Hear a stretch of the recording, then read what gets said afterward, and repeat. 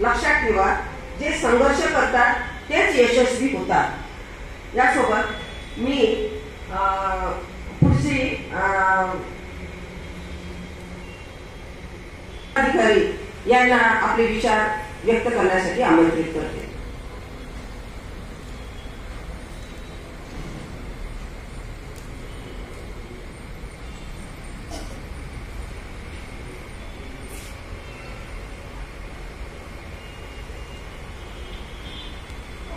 व्याख्याते आणि मार्गदर्शन करणारे गजबे सर, अशोकरावजी बोंदाळे साहेब, छायाताई खुबरागडे मॅडम, मायाताई कांबळे मॅडम, इथे उपस्थित असलेले सर्व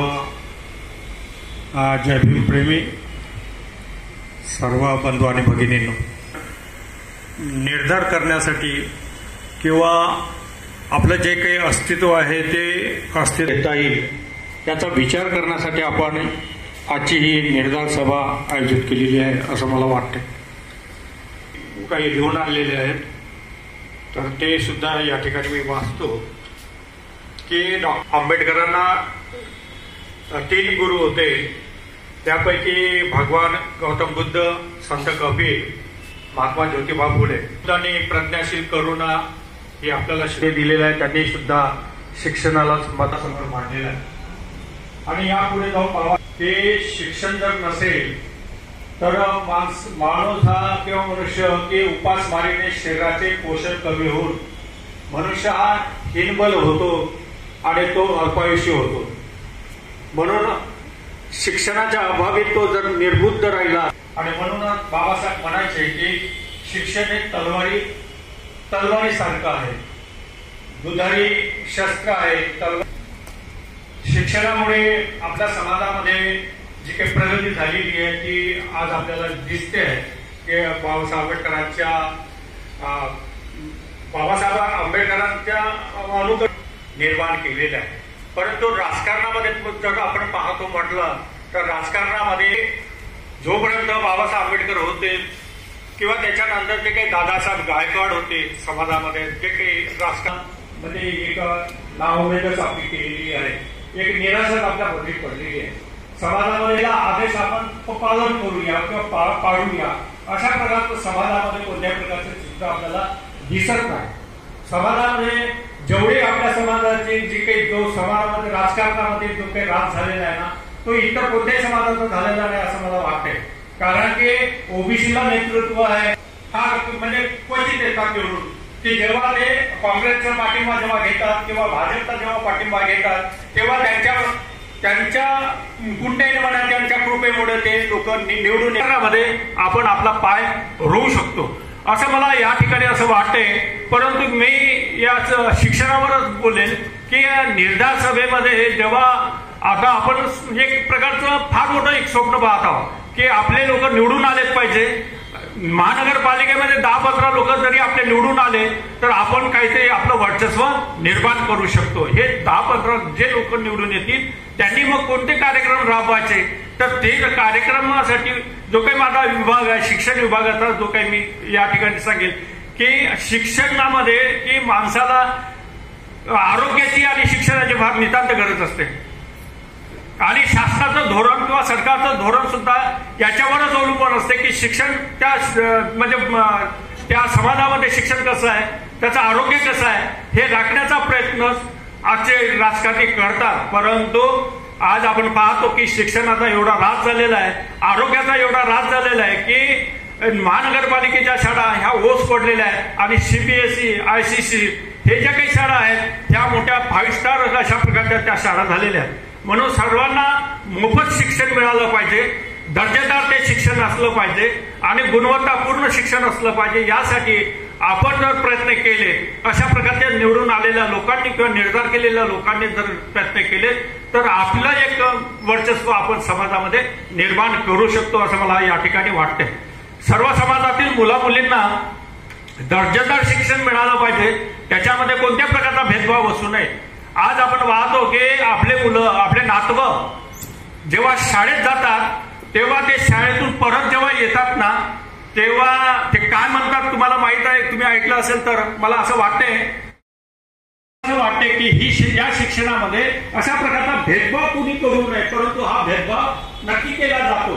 आणि म्हणून आपली जी काही सत्ता आपण आणणार आहोत किंवा ही आपली सत्ता, तर आपल्या सत्तेने हे पाहिलं पाहिजे की समाजामध्ये कोणत्या प्रकारचा एक आपल्याशी काय लेणं देणं नाही अशा प्रकारची एक निर्माण झालेली आहे आपल्या समाजामध्ये. परंतु जर व्यवस्था एका परिवर्तन करायचं असेल, कोणते काही सामाजिक परिवर्तन करायचे असेल, तर राजनीती हा महत्त्वपूर्ण भाग आहे. आणि बाबासाहेबांनी आम्हाला वन वोट वन व्हॅल्यू हे दिलेलेच आहे. आणि त्या वोटिंगचं मूल्य जाणून आपल्याला त्याविषयी विचार करणं गरजेचे आहे. सध्या परिस्थिती आपण बघतो आहे की आजच्या ह्या परिस्थितीमध्ये आंबेडकरी जी चळवळ आहे, मग ती सामाजिक दृष्टिकोनात असो, सांस्कृतिक असो की राजनीतिक दृष्टिकोनातून असो, फार गंभीर स्थितीत आहे. राजनीती याच्यामध्ये आपण एक प्रकारचे अस्तित्वहीन असल्यासारखं आपली परिस्थिती निर्माण झालेली आहे. आज राजनीतीमध्ये आपलं कसलंच अस्तित्व दिसत नाही. मग ते लोकसभेमध्ये असो, विधानसभेमध्ये असो, केवढंच नसेल की आता येणारी जी काही महानगरपालिका आहे त्याच्यामध्ये सुद्धा आपलं अस्तित्व राहील किंवा नाही राहील हा सुद्धा प्रश्न, गंभीर प्रश्न आहे. आता मागे नुकतंच झालेलं विधानसभेची इलेक्शन आहे, लोकसभेची इलेक्शन आहे, आपण बघत आहोत. त्याच्यामध्ये आपलं कसलं अस्तित्व नव्हतं. आपण सरळ आपल्या समाजाने एक निर्णय घेतला होता की बाई जे म्हणतात ना ते काय म्हणतात, दगडापेक्षा वीट मऊ आहे, हा एक प्रचार करून त्याने आपण एका विश्वस्तेला आपण आपलं मत दिलेलं आहे. कशा करता की बा एक जो विरोधक जो आहे आपल्या वैचारिक दृष्टिकोनातून, सर्व दृष्टिकोनातून त्याचं येतं आगमन होऊ नये, त्या दृष्टीने दुसरा एक आहे जो थोडासा म्हणजे दगडासारखा नाही, विटासारखा आहे आणि त्याला आपण बिलकुल निर्धारपणे मत दिलं. पण अशा याच्यामध्ये आपल्या अस्तित्वाचं काय आहे, आपण कुठे आहोत, हा राजनीतीमध्ये काय आपण आपलं अस्तित्व निर्माण करू शकतो की नाही करू शकत, आपल्या अस्तित्वाची गरज आहे की नाही आहे. एवढा मोठा आपला समाज आहे, पण त्या राजनीतीमध्ये जर आपण शून्यवत राहिलो तर मग आपल्या त्या अस्तित्वाला काहीच राहणार नाही. त्याकरता राजनीती सुद्धा ह्या व्यवस्थेच्या परिवर्तन दृष्टिकोनातून फार महत्त्वपूर्ण आहे आणि त्याच्यावर विचार करणे फार महत्त्वपूर्ण आहे. आणि त्याच दृष्टिकोनातून आज ह्या ठिकाणी आपण चर्चेला आरंभ करीत आहोत. आपल्या देशाची जी प्रणाली आहे संसदीय लोकशाही प्रणाली आहे. आपण लोकशाहीला मानणारा आहोत. आपला हा देशही बाबासाहेबांनी जे संविधान दिलं त्याच्या अंतर्गत संसदीय लोकशाही प्रणालीनुसार हा देशाचा कारभार चालतो. पण वर्तमानात जर आपण विचार केला तर काय खरोखर हे संसदीय लोकशाही प्रणाली कार्यरत आहे का, हा एक प्रश्नचिन्ह आहे. आज आपण बघत आहोत राजनीतीमध्ये म्हणा की कोणत्याही सामाजिक याच्यामध्ये, तर जी लोकशाही आहे ही दिसत नाही.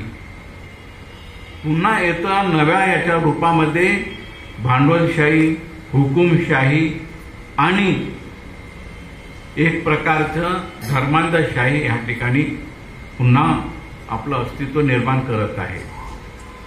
अशा गंभीर याच्यामध्ये ज्यावेळेस हुकुमशाही या ठिकाणी कार्यरत आहे, भांडवलशाही आता नव्या रूपाने येत आहे आणि अशा याच्यामध्ये ह्या ठिकाणी धर्मांधता सुद्धा आपलं अस्तित्व निर्माण करत आहे. ही धर्मांधता आपल्याकरता फार घातक आहे.